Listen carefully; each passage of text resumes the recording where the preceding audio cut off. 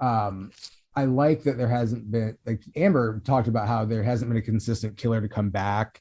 So that's why they were kind of going to pin it on Billy Loomis's bastard child, blah, blah, blah. Yeah, I'm excited to see what they do. And it just makes me look at like Halloween 2018 and Halloween Kills and how they kind of started high and just dipped real low. And I'm nervous that that's what's going to happen with Scream 6 just because they started so high. Yeah. Yeah. But I mean, at the same time, they kind of knew that they were probably going to have a sequel if it did well. So hopefully the filmmakers are smart enough to have had something kind of in the shoot that is as good as. I hope so. I hope so. Like I'll say it for the umpteenth million times. This was the perfect bow. Yeah. Oh. Yes. Beautiful. I have also been watching so much Walking Dead lately. Like these stabs are so equivalent that yes, this fan. And she just goes rage-tastic on him. I love it. I love it. Yeah, definitely one of my favorites. I will say I love this so much. She goes full psychotic on him. Don't piss off a serial killer's daughter. It makes me feel a certain kind of way. Oh, you got really same small. boat. You're like same boat. No, he's tickled. It's slightly. He's tickled. Yes. Okay. I got butterflies in my tummy. Like. Yep. It is a great. And she does the ghost face knife wipe off. It's so good. Because supposedly that was her dad's signature thing. That's what started it. Was like, oh, so good. Yeah, definitely one of my very, very favorite endings of all of the Scream movies for sure. This is probably second favorite. We mentioned it how this franchise is so different than the other ones because every movie is a whodunit of who the killer is, whereas Halloween, Chucky, Freddy, Hatchet, we all know who it is. Yeah. And it's the same killer who has the supernatural ability to not die. And whereas it's our final girls or our legacy characters who are the ones who have to keep coming back and getting re-hunted, re-traumatized over and over and over again. Yeah. I love her final line. I love Tara's final line. I still like the Babadook. Like, it's just the sweetest. So I wouldn't mind at this point, after we've had 5 great movies, of switching. Like, I want to see more Ghostface in any way I can get it, but I would love for Sam to be a Ghostface and almost Dexter X serial killer. Like to change the format a lot. I wouldn't mind. It would. It would. You'd be seeing a whole new generation of Scream. Here's an idea. What if there start to be other like imitation ghost faces throughout the country that don't revolve around Sidney Prescott, and she becomes a ghost face hunter? Whoa! I love that so much. Do you know what that feels like? That feels very like Hack Slash to me. I don't know if you have read that comic. Hack Slash is fantastic because Casey Hack's mom, it's all started with Casey Hack's mom being a serial killer, and she would kill and cook the kids who would be mean to her daughter. So Casey Hack kills her. All right. Casey Hack kills her and then becomes this like nighttime slasher hunter. Chucky plays a huge role in the whole series, but she plays a slasher hunter, and it's super, super cool. So she literally goes across the country with her giant sidekick named Vlad, who wears kind of like a hockey mask, but he's like a mutated type of guy. But he's super, super sweet, and they go with her barbed wire bat. And so, yeah, she's a slasher hunter, and she just travels the U.S. doing that. So that feels very much like that. That's really cool. Even if you had stopped at, what if each movie was a different anthology of a copycat Ghostface? I'm like, cool, I'm good with it. But you're like one step further. Sure. I'm down.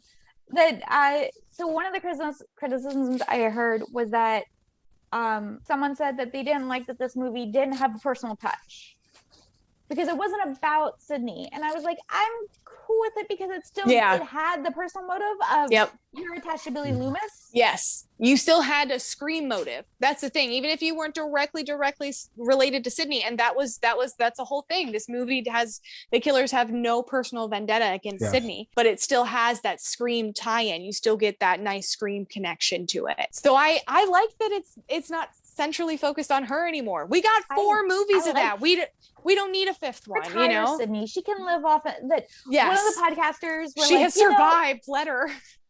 That one of the podcasts I listened to was like, if you really wanted to make us care and really ratchet up the drama, go after Sydney's kids.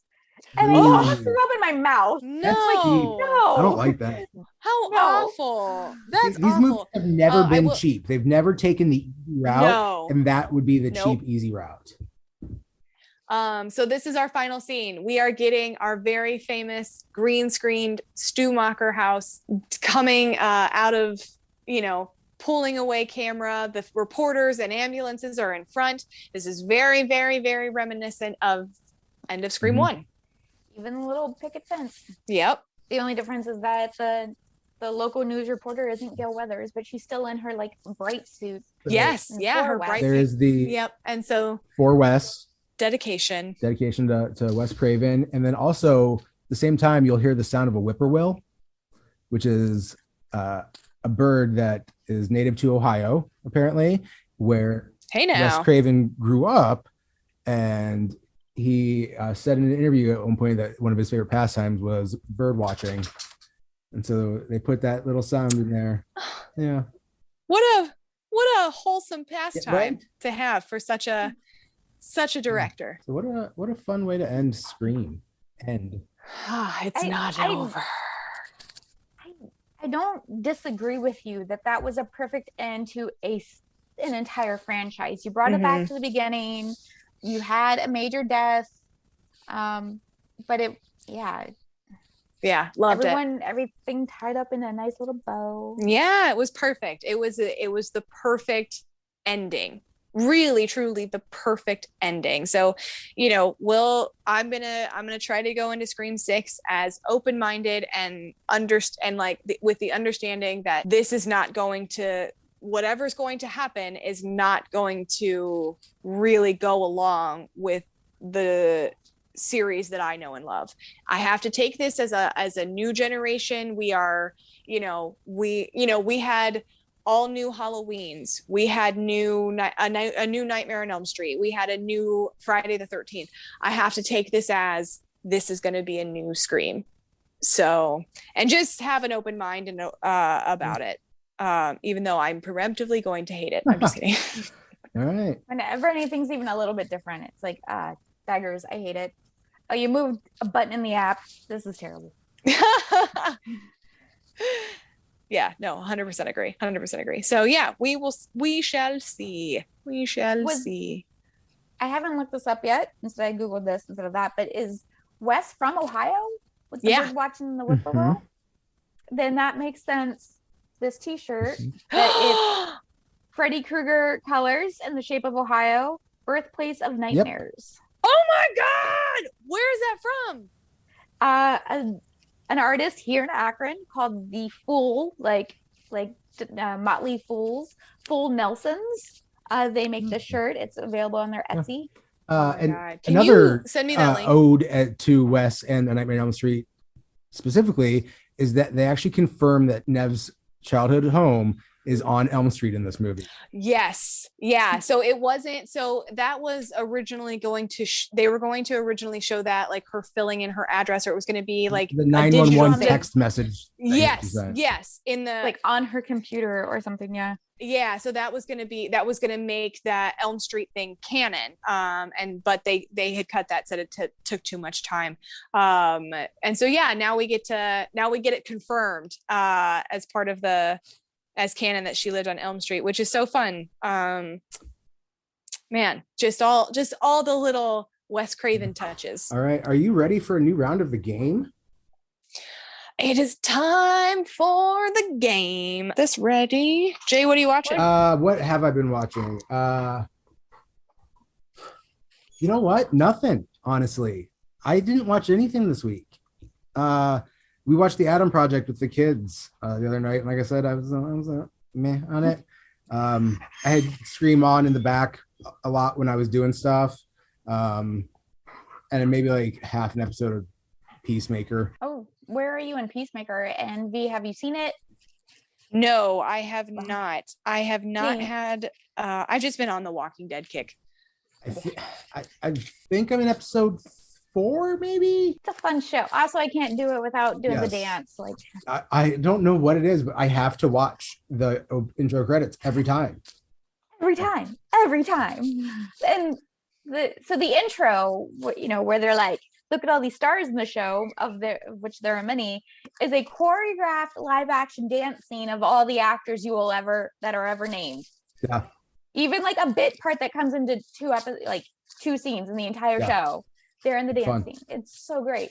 James Gunn is honestly probably one of my favorite filmmakers. He's great. I can't think of anything that he's done that I haven't absolutely loved. So, Alina, what are you watching? I haven't seen Slither yet. Is that him? I'm excited. That's on my very long list. This week I've been binging BuzzFeed's Unsolved, which is like fun. this like 10 to 20 minute webisode thing, but it's on Hulu, and I've been putting them on, and it's fun. That my husband hates true crime almost as much as he hates my horror obsession, but they make it funny, and that they don't dig into the gruesome details, and they just gloss over it, and they have I've seen it. straight up mysteries like the Alcatraz prison break or the mystery of DB Cooper, and so we can put that on, and he actually is like, oh, this is fun. I'm like, we're doing the true crime together. Look at this. I'm going to CrimeCon this month. That's awesome. Oh wow, that's cool. In Vegas. That was what I got Vanessa for Christmas, because she's a big true crime fan. She talked about going, so we're going. So V, have you watched all of Walking Dead before? Is this the first time through? You said you gave up when Negan was there. Well, Negan showed up. So I had been watching The Walking Dead from episode 1, season 1, when it first aired. I stopped, and I was reading the comic books along with it. I had stopped mid-season finale at Terminus. And I think that's season 6. Maybe it's 5 or 6. Season 5 or 6 is when I cut that out. So it was mid-season finale of season 5 or 6 when I stopped watching it, pretty much entirely for as long as it's been on now. So I had seen everything up until that point. So now actually I knew Negan was coming. I knew Glenn had died, I knew Carl had died and everything. So I knew all of the big spoilers going into it. I was just like waiting for when, but I did have to put it down for turn it off for like a week or so, just because Negan did start to get a little too intense for me. And I was like having too much of an emotional reaction, like, oh my God, I want to see this man's head on a stick. So I had to put it down for a little bit, but me and my partner picked it right back up. And so we are right at the tail end of season 8 to finish it out. And then we're going to go back to Fear, because we had actually, when all of this started, we had actually originally started with Fear, because we had both seen The Walking Dead. So we had started Fear, and then we caught up to the second to the last season, and we're like, oh, we should try The Walking Dead again. So here we are doing a little rewatch, and then we're going to finish it out with Fear. So it is fun to watch something that I know so well, but still be surprised by. I hear the consensus is like seasons 9 and 10 are chef's kiss. Very, very good. Like people who gave up, there was a mass exodus of viewers between like 6 and 8, because they're like, this is just the Negan plotline. It's over. It's much. It's a lot. But then by 9 and 10, people are like, no, it's good again. So I heard, yeah. So like, I know Rick Grimes is about to leave, so I know that's coming, which sucks, because like the best line that I can recall in the show is Rosita saying, "I believe in Rick Grimes," and like watching him on screen and watching his kills and watching how it's just it makes me fall in love with the show all over again, because he really is. Him and Daryl are just. They're what really do it for me. And like, I know Daryl wasn't a part of the comics. He was brought in later. It was a good call. He's the one who really carries the show the rest of the way after Rick goes. And I love his relationship with Carol. I know they're about to get their own spinoff. What I am very upset about, and I do not know if it's 100% true, but what I am very, very annoyed about, if it is that Negan and Maggie are going to get a spinoff because apparently they fall in love, and I find that to be bullshit. That is what I heard. I don't know if it's true, but it's bullshit to me. I didn't click on it to read the love thing, but the Isle of Walking Dead with Maggie and Negan, and I'm like,